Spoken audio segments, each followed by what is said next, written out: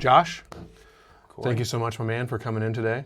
Excited to have you in the studio. Absolutely. Glad we finally got able to do this. Yeah, I've been following your journey a little bit, but for those at home and for those watching or listening, I would love for you to recap and fill me in, as well as them, because one of the things on how you got to where you're at, because one of the things I hadn't seen before was your before and after. Yeah. You posted those recently. So we'll get to that soon, but one of the big things that I do, I'm an online health and fitness coach, but kind of how I got there. Yeah. A lot of what I'm doing is teaching and coaching. I actually spent 10 years in the classroom, education. In that time, is this post grad? I mean, this is like So like right after college, that was my career. Taught third grade, fourth grade, fifth grade. I actually taught a little bit of high school alternative education. Bounced around quite a bit, which brought a lot of different experiences and stuff. So I during that time, I played football growing up. Was someone that was always into health and fitness, lifting weights and things like that. I was always like, back then, like a bigger, bulkier guy. Mm-hmm.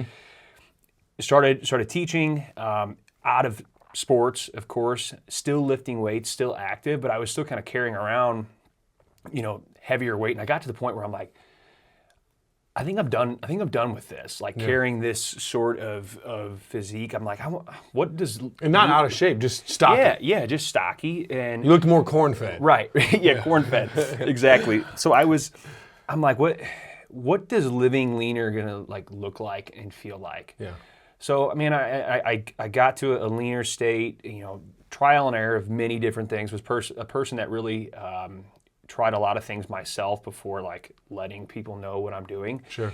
So that experience, kind of finding what works and what doesn't work, was big for me. And I, got to the point where I found a system, something that does work, and was able to I wasn't able to yo-yo and go back and forth. It wasn't fad, it was a lifestyle. Yeah, right? a lifestyle, exactly. So once I locked that in, I'm like, man, I kind of like enjoy learning about this. I enjoy talking about it, and I enjoy just like kind of being a person where like you're going to ask me advice about it, Sure. Still teaching this time. I'm at like that version of myself now where I'm like, I've kind of figured it out. I've like cracked the code for myself. And it got to the point where I'm like, man, maybe if I'm good at something right now, maybe I can instead of giving away free advice, which is great, but maybe I can have like a side hustle out of this. I can teach and like work with some people. Make money on your passion. Right. Work with some people remotely online. It started slow like anything. Almost quit, actually. It got to the point where I was like, I got some clients and I was, they were getting results and it was exciting. It was cool, but it was like, it was a struggle for the amount of time I was putting into it and what I was getting out of it. Sure. Was like, it just didn't make a lot of sense. How far during the journey was that? So 6 months in, a year in? Yeah, probably about a year in. I'm like, really just struggling in that, have my career and my job, but I'm trying to be passionate about this and grow this too. So the new experience fire's dying out a little bit. Some of the reality's setting in. Correct. Yeah. And it got to where I'm like, I told my wife, this was actually right after the new year, a few years ago, and I'm like, you know what? I'm going to go all in on this. And I'm going to see what happens. Not that I didn't go all in before, but I'm like, I'm going to go all in this time and like not care what happens, let go of the pressure, not care what people think, and put myself out there how I like really need to. Mm-hmm. And that's what I did, and that's when the moment like things really changed for me. And I felt, I'm like, if I can at least, I can go to sleep at night knowing that I tried my absolute hardest and most at this. Yeah, and if I fail, I'm good. I'll let the health and fitness passion thing like die, and I'll just like worry about myself. It's not what happened. Things took off, and it got to the point where I was getting busy, and like I'd be up teaching, students how to add and subtract mix numbers on the whiteboard, fifth graders, and like my watch would be going off from like a client text or whatever, which was exciting. It's like, wow, someone needs me and values my opinion and advice and guidance. Right. And that just kept getting busier and busier, and business was taking off, and it got to the point where it made sense to where what could happen if I go all in, like full time at this online coaching. And ultimately that led me to make that decision and resign from teaching, and I went all in with this full time.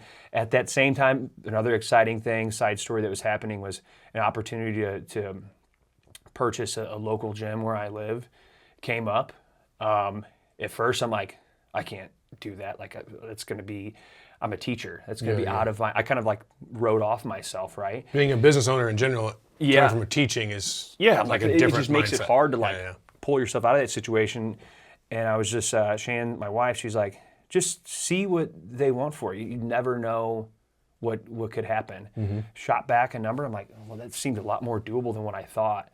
So we pursued that, and the lesson I got out of that was like, don't count yourself out. If I would have never have asked based on like the prompt and nudge from my wife, I wouldn't have ever have gotten that opportunity, which I know has helped fuel my online business as well. So we have the small brick and mortar gym that kind of runs itself because we have great staff, but mostly what I do, what takes up 95% of my time is the online portion. So.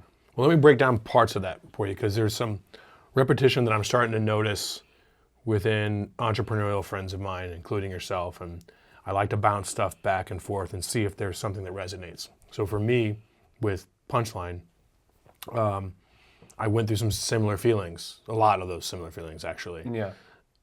Mainly, my all-inness, right? Yeah. So like the way I was perceiving it initially was, before we created the LLC in July, I had this moment in June where I still had a backup plan.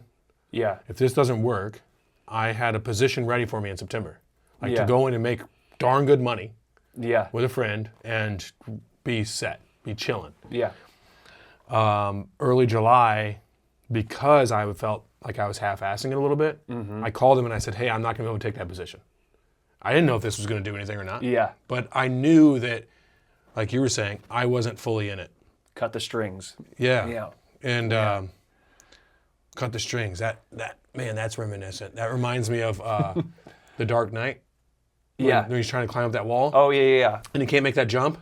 Oh, that's my favorite. And then he takes the rope off because then it's do or die, right? And there's an old adage, and I may get this wrong, but it's something to the effect of, you may have heard this. This older guy's wealthy, and this young guy's like, "Hey, how do I get to be where you're at?" Yeah. And the guy's like, "Meet me at the beach at 4 a.m. tomorrow morning." You know where this is going? I think that's an Eric Thomas. Is it? I think so. With holding his head underwater. Yeah. So the kid comes, and the guy's out in the water, and he comes, and he's holding his head underwater. Yeah. He lets him up, and he's like, "When you want to be successful, as much as you want to breathe, you will be." Isn't it interesting that it's almost like you're able to tap into another state of yourself when you like really lock in and go all in that manner? It's crazy. It's a self-belief that I didn't know I had. Yeah. When I started my first company back in the day with Inside the Circle, I used to love to talk about it, and I had a lot of pride, but there was always this thing in the back of my mind. They call it imposter syndrome nowadays. Oh, yes. I don't think it ever goes away either. It doesn't go away. I think it's forever. Yeah, because you're older, I'm older, than we ever were before, right? We're our oldest. But I still, in a room full of individuals 10 years younger than me that are asking my expertise on something that I've done for 20 years, feel like a child in my brain. Yeah. And so it's weird, right? But one thing I realize is, like you're saying, you tap into that when you're walking your purpose, because with Inside the Circle, a lot of pride, a lot of joy from that, but always in the back of my mind, or maybe in my heart, or somewhere in my spirit, I never really truly saw myself retiring from that. Yeah. This, I know wholeheartedly and with every fiber of my being, this is my end game. What I'm doing with Punchline Productions is where I'm supposed to be. I think part of it's about letting go. You're saying, like letting go of the doubt, letting go of the stuff, and understanding that another great analogy that I love is that, have you ever seen the Steve Harvey jump speech? I haven't. I'm going to send that to you. Yeah. You're going to love it. I believe you'll love it. There was a time when I listened to it like 6 times a day. Yeah. And basically he talks about if God won't bring you through anything you're afraid of and hasn't brought you through everything you've already gone through, you wouldn't be here today. How many times in your life did you think this is it? I can't face my friends at school. I can't do this. I can't do something's going to happen. Yeah. How can I go on? But you're here. Yeah. And so eventually he talks about you got to jump. And you're going to fall down the cliff and you're going to get some bumps and bruises and cuts, but eventually your parachute will open. Yeah. But if you never jump, you never know. And part of the fear, just touching on that, is, and you know this from getting out of your comfort zone, fearing the unknown and what's out there is like, it paralyzes you. It paralyzes you. And a big mistake that I'm guilty of, you're guilty of, everybody is guilty of. And I've told like clients this that are like, thinking about taking this on, what I do. Yeah.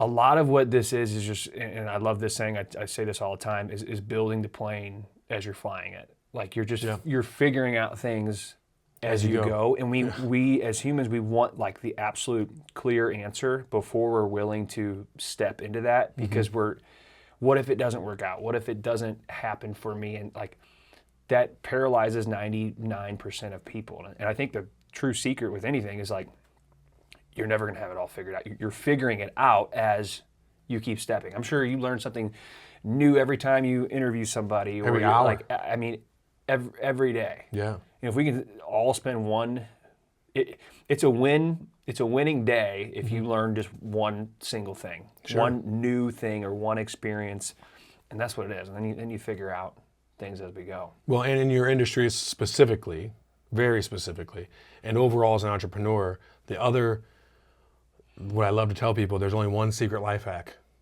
I didn't know this until now. Consistency over time. Yes. There's no tomorrow. Oh my gosh. Like there's no overnight. And in journey, like you're talking about. Yeah. I like to tell my sons now, we're in a canoe. And so I pray to God, and I believe in God, but I also believe in the universe.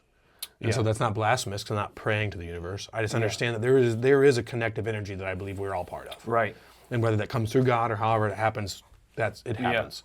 Yeah. And so I used to look at the end game. I used to look at getting to a certain weight, making a certain amount of money, my kids making certain grades, whatever that was. Yeah. Now I have a realization that may change in 10 years, but I believe it will stay the same, that the river is constant. The river doesn't end until it comes to a waterfall, and that's when I die. Yeah. That's when I go to the next plane. Yeah. So every time I'm trying to fight the current, every time I'm worried about where the river ends, I'm stressing myself out. I'm causing myself pain that I don't need to. Yeah. So I do my job every day, and I guarantee you have a morning routine. And I look at it as I'm in my canoe, and every day I got to do the work. I can go over to the left shore. I can stay in the middle. I can go to the right shore. Sometimes I got to set up camp and rest. Yeah. But I never fight the current anymore.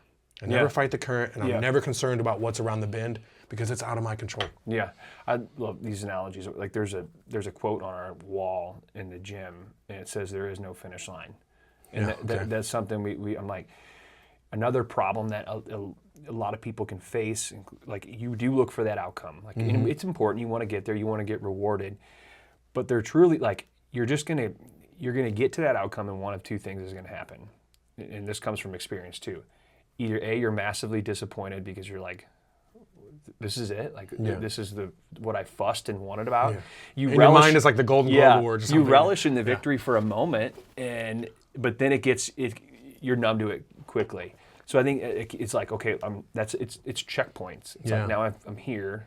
Let me go there. So yeah, I'm going to add that to my river analogy because when you're just on your journey and you're not thinking about it, every once in a while you turn the bend and there's a crowd cheering for you. That's your support group, and that's when you didn't realize. Like years ago, I had stopped drinking for 5 years, and throughout that journey, I never really had an endpoint or whatever. But every once in a while, people are like, "Man, I'm really proud of you," you know. And recently with this thing, and it felt good. Yeah. But there was a point when I was like, "Well, what do I do next?"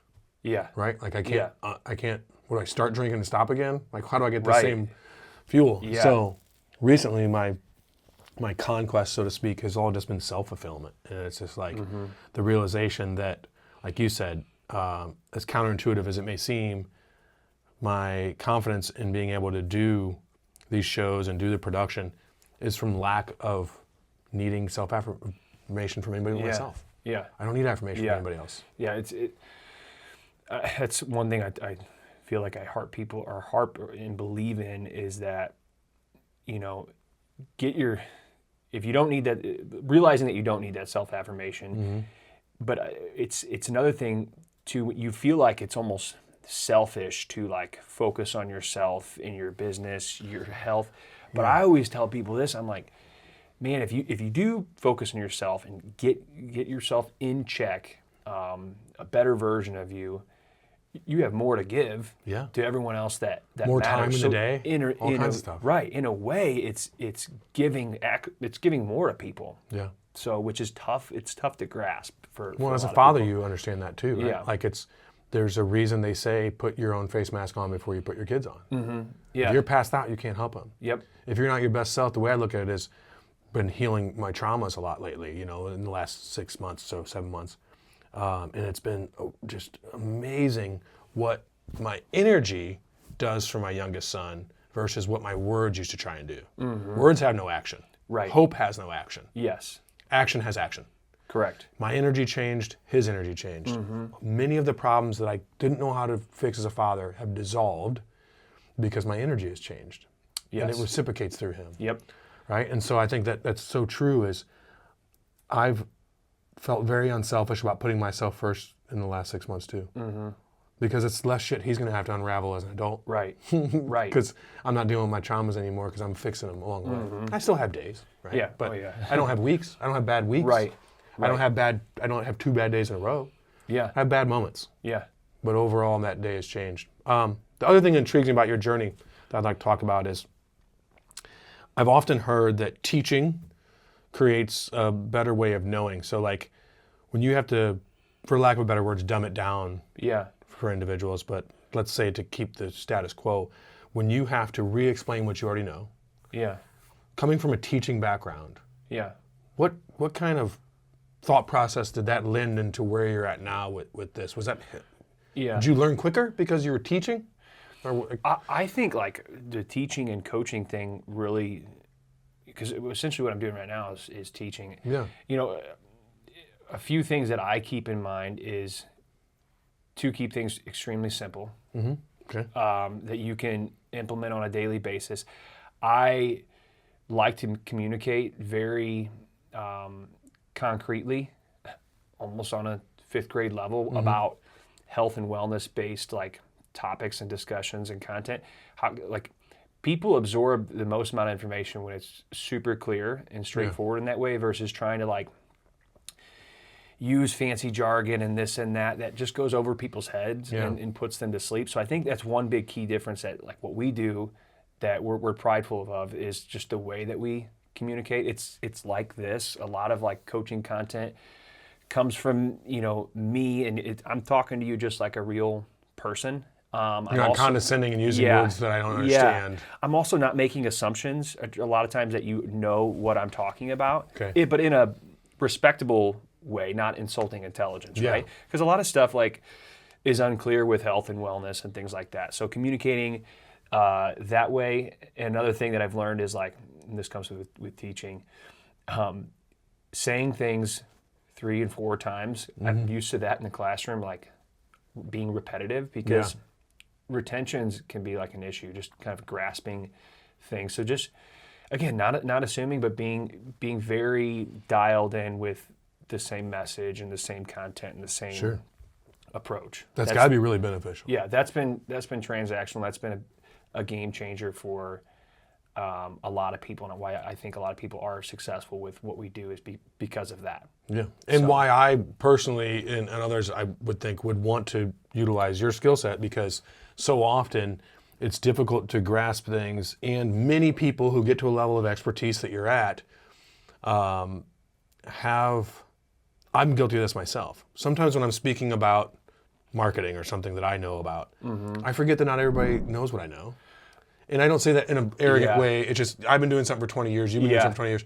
And so a lot of times the way I speak or other people speak that are experts in their fields, it's almost condescending unintentionally, because it's Yeah. like, you can do this with your eyes closed. I can do this with my eyes closed, certain things. Yeah. And so sometimes I forget, like, oh man, it took me 20 years to learn this. Yeah. I didn't wake up an expert. Yeah. Right? And so then you speak to somebody like, yeah, of course, you don't know about the metabolic intake and eating at a deficit. And it's like, well, no, because I've never heard this before, and I'm 20 pounds overweight, and I'm just trying to get into this. So I think that teaching gives you that consideration that probably most trainers may not think about. I can totally relate. I'm going through some kind of course training myself of marketing and things like that, like trying to level up that way. Yeah. But some of what I'm getting right now, like an easy one is like acronyms for certain things. Oh, yeah, yeah. I don't know what that acronym means, and that you're assuming I know. Like, I'm almost like, explain it to me as if I know nothing. Mm-hmm. And like, I actually, this is kind of an off topic. It's like, if I don't know something and I want an answer for it, like the clearest way is to ask someone, like, assume I know nothing and speak to me like I'm a kindergartner. I almost rather people give me that, because then they're not going to leave out key details that they might think that you know. But I have some relatability there with acronyms with that. I'm like, I'm looking up stuff like, what does here's VSL, video sales letter. I just found that out the other day. I'm like, I've made those, but didn't realize that they were called that. Yeah, VSL. Yeah. I'm like, learn something new every day, right? So, yeah, not assuming. It'd be like walking onto a military base and trying to understand what all the acronyms mean. Yeah. To all these guys. Like, how would I know that code unless I've been through basic training? Right. Right. I think everyone in business and that has a business or is in a relational coaching, people type market. If we can, honestly, I like Alex Ramosi. He mentions this, just the way that he communicates, super concrete, direct, on a lower reading level, but that's easy and fast and digestible for us. You know what I mean? Our brains are kind of evolving a little bit. I think just speaking in a clear manner like that is very helpful and concrete for people. Really helpful. And to kind of sum up what you're doing at Regenerate and what this was created for, how can you don't have to compartmentalize it, but why am I going to come to you? Yeah. What kind of person comes to you? Who should come to you? What position in their life? What thought process is needed? Because I'm sure it's several different ones, right? Yeah. So In a nutshell, our clientele works with a ton of different people. Health and fitness, just talking about that, I personally feel like what's out there currently, whether it be personal training, diets, nutrition, other programs, I feel like only less than 5% of the population can actually follow that, because it's just unrealistic. Maybe they can follow it short term, but it's not something they can sustain. Well, something like eating in a deficit. Eating in a deficit is probably the most nuts thing that I hear people talk about. That is not consistent. That is not something you can consistently do for a lifetime. All the time, forever. Yeah. So what our program and system is it's more written for the 95% of the population. Okay. You're someone that's not a bodybuilder, or someone that doesn't necessarily want to count and track every single morsel that goes into their mouth and this and that, because that truly is what the population of people is. That's not to go to say that a lot of people that we do work with are in really good shape, and they look like they might be a bodybuilder or someone like that. Right. But they do want to follow something a little bit more simple, less rules. I'm a firm believer less is more, but be very consistent with that. Yeah, you can be conscious without having to be exactly at 6 ounces of chicken at lunch. Right. Exactly. Just knowing that probably shouldn't eat 3 pieces of pizza for lunch. Right. It's much different than being like, I need to measure this chicken and cauliflower out. Yes, exactly. So our program is written for more of the 95% of the people that are traditionally done and fed up with everything else that they've tried, and maybe it's worked, maybe it didn't work, but it worked, and they could only do it for a month because they were done with it. Ours is a lifestyle-based approach. We do specialize just because a lot of people that do want to look better, feel better, and just kind of the epidemic we're in right now. A lot of people do, of course, want to lose weight. They want to feel better and look better in clothes. They want biomarkers to go down. So a lot of our clientele fits that mold. Sometimes it's someone that looks like you're looking at them and they're like, I don't even think you had any weight to lose. But Right. maybe they want to lose a little bit of body fat and they want to look better in a bikini. Or another client that just literally, they just want to play with their grandkids and they want to have more energy for that. So male, female, age discrepancy, we work with people as young as 20 years old or under, up to, we've had 70 plus clients. So we don't discriminate in that manner, because what we do is, honestly, it fits a lifestyle for a lot of those guys, and we adapt our program for them. So recalibrate. The 8 is kind of cool. It has a bit of a meaning behind it. So our first initial program, phase 1, is 8 weeks. Why 8 weeks? One, I do feed into the reward of, like, people do like that instant gratification still, and they like to see and generate results fast, to know that what they're doing is worth it. Okay. Even though there is no finish line and it's not the out, we still have that to where you're going to see what you're doing in a matter of a week, 3 weeks, 4 weeks, 8 weeks. You're going to see and feel those results. And but now at least they have that tangible date in their mind. Yeah. Because that's where most people fail, I think, too, right? It's like, and why 75 hard took off so quickly, because they're like, oh, days I can count. Right. Because before that, it was really just, here's the diet. But there was no, most people need an end goal. Yes. Yeah. So that feeds in that, and that's been beneficial for people. Like I said, phase 1 is our initial 8 weeks, but we have consecutive phases. We have a phase 2, phase 3, phase 4. We have a full year program and system that people can follow and implement. But it's all based on lifestyle-based changes. The other meaning of the 8 is 8 different pillars that are segmented in our program that you kind of solidify and stamp as a part of your new life throughout our program. So the last one, I won't say all of them because they're all separate, but the last one, the 8th pillar, is lifestyle.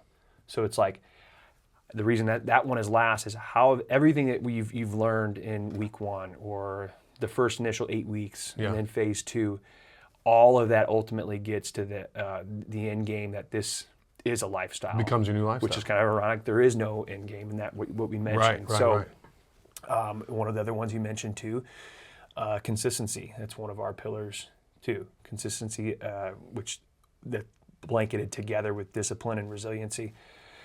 I always tell people, I'm like, man, if you want to drop body fat, you want to look your best for this occasion, or again making this change, nothing else matters. Your protein intake, the perfect workout, the perfect strength training program, none of that matters if you're not going to remain resilient up top. Mindset is huge. That's like the foundation of it. Yeah. Calories don't matter. None of that matters if you're not mentally locked into this. Maybe not on a daily basis. There's another cool thing about our system, is that this is the teaching thing too. Let's not worry about getting you to score an A and be an A student every day. But let's not be like a C or D student. Can we get you to where you can score a B on a weekly basis? Can you be an 80% student? And most people would agree to that they can. That sounds obtainable. Sure. Well, let's just score that week in and week out. Get good at scoring B's. And when you do, you're going to have the consistency factor there. You're going to have the sustainable consistency factor there. And you're going to be running laps around somebody that 1 year from now, you've held the line at that 80, 85% versus the person that yo-yos between 50% and 100. Yeah. And you're like... Because that median is 60. Right. Correct. Right. Yes. So that's where we really dial in and narrow in what consistency looks like for people. Okay. So, like I said, we work with a lot of people that have different goals. Some people, again, it's more, they want to see something different in the mirror. Other people don't really care about that. That's not what matters. It's a byproduct. It's a byproduct of... But you're helping with the mindset too, right? Yeah. Mindset. Because my mindset is shifted, and there used to be, there still is. But people often say, fake it till you make it. I look at that completely different now. I look at do it till you become it. Yeah. Because everything has to start with creating habits.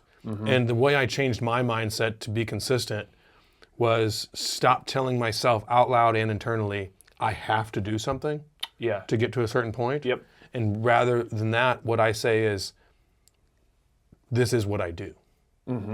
I don't want to go. There's times when I'm at the gym and the weights are very heavy. Yeah. And the act of showing up, getting in my truck, going to the gym, whether it's 10 minutes or whatever, the act of showing up does something for me mentally to where that's just what I do. Yep. And some days I'm not doing it at 100%. Right. But I'm showing up every day. Yeah, you're there. I'm there, least, yeah. right? You know, sometimes I might, in all complete transparency, as much as I don't even like to admit it to myself, there's been several times when I go and I'll do a bench press and I'll run a half mile and I'll sit in the sauna and I'll leave. And that's not very effective, but guess what it's more effective than? Sitting there on the couch, thinking about what I don't want to do today, and then the next day regretting what I didn't do. Sometimes all you're capable of is just going through the motions, in quotation marks, but at least you went through the motions versus what's the opposite, what you mentioned. Yeah, sitting, not doing anything, not like you at least didn't give in to that, and you did what you could in that given moment. Right.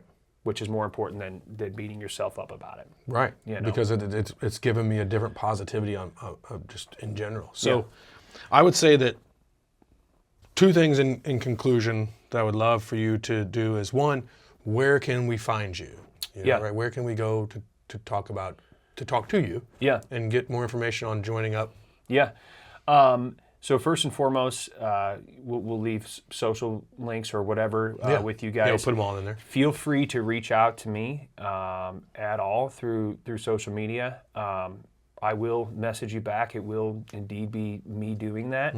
And just have a conversation with me, whatever your goals might be. I like that conversation component there first because this leads me to the second way to reach me or look up what we do is we have a website, of course. The reason that I like that direct conversation first is I can provide a little bit more context behind what it is that we do too as well. Sure. Versus someone that goes to a website, you can kind of just scroll through it and really easily overlook certain things. But our website is very good. It's recalibrate.com. Okay. We have a lot of good information on there about our program, what it is that we do, different testimonials. We have hundreds and hundreds and hundreds of successful testimonials. You're going to find someone that looks like you that you can relate to. That's another beauty of what we do. It's like, wow, okay, you're a mom of 3 kids. Yep, we've helped many in that situation. A dad. Yep. Okay, someone that wants to look better for their wedding. You know, grandma that just wants to be able to go on vacation this time and finally be able to like do all the activities and all the different people in between. You're going to be able to find that on our website too. Very cool. And then the last thing I like to do before I leave a show is, what is something that maybe doesn't have to be consistent throughout your whole life? In many cases it is though. A profound piece of advice or something that's gotten you through the mental fortitude to push to the next level, even if it's something you already mentioned. What has someone taught you along the way that has brought you to a point of self-actualization? Yeah, gosh, we hit a lot of like philosophical stuff in a way. I guess I could definitely leave us at this. I have tattoo in my forearm here, and it's kind of a mantra of my family. It came from my wife. It's called never enough. And it doesn't mean to not be satisfied with what you have and like constantly be on the chase. It does have that background meaning to constantly stay hungry and keep moving forward. Sure. But it also has a deeper meaning of there's never enough opportunities to get better. There's never enough opportunities to have with your family and your friends. There's never enough opportunities to do that one thing that you've been wanting to do your whole life. It's absolutely wringing everything you can out of life because I know it's cliche, but it is super short. Sure. And you want that sucker to be dry, and you want to get everything you can out of that. So that's kind of a family mantra. That's also stamped on the wall in our gym on my forearm as well, and it's a daily reminder for all of us. And it's there for inspiration, not to create a sense of inadequacy. Correct. Yeah. Correct. Big thing there. Yeah. All right. Right on, brother. Well, I appreciate your time so much. Absolutely. Thank you so much for having me on.